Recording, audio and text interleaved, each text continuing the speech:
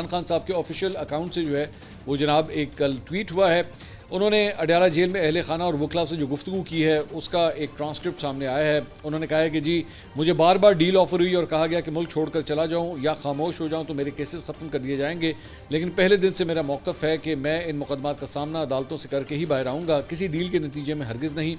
اس لیے مجھ پر بے بنیاد 300 مقدمات بنائے گئے ہیں. کوئی بھی اور شخص ہوتا تو ان مقدمات کا سامنا نہیں کر پاتا، لیکن میں جانتا ہوں کہ میں بے گناہ اور حق پر ہوں. اب توشہ خانہ کا جھوٹا کیس بھی مکمل طور پر زمین بوس ہو چکا ہے. پروسیکیوشن کی جانب سے پیش کیے گئے گواہان بریگیڈیئر احمد اور کرنل ریحان نے اقرار کیا ہے کہ توشہ خانہ کے تحفے میرے گھر میں نہیں گئے تھے بلکہ توشہ خانہ میں جمع کروائے گئے اور ان کے کاغذات مکمل ہیں. اب اس مقدمے میں ایک دن میں بریت ہو جانی چاہیے. خصوصی طور پر بشرا بیگم کی ضمانت تو ہو جانی چاہیے کیونکہ وہ خاتون ہے اور اس کیس میں ان پر ایڈنگ اینڈ ابیٹنگ کا ہی جھوٹا الزام ہے. مجھے معلوم ہے کہ 26ویں ترمیم والی عدالتیں اوپر سے لکھے لکھائے فیصلے ہی سناتی ہیں جو قانون کے مطابق نہیں، عاصم لاء کے مطابق ہوتے ہیں. ترتیب بھی یوں رکھی جائے گی کہ پہلے توشہ خانہ 2 میں سزا سنائی جائے گی، پھر القادر میں ضمانت کا فیصلہ آئے گا. یہی اسکرپٹ ہے اور عدلیہ فی الحال قانون کے بجائے اسکرپٹ پر ہی چل رہی ہے. تو عمران خان صاحب کے ٹویٹر اکاؤنٹ سے جناب یہ ٹویٹ جو ہے وہ کیا گیا ہے.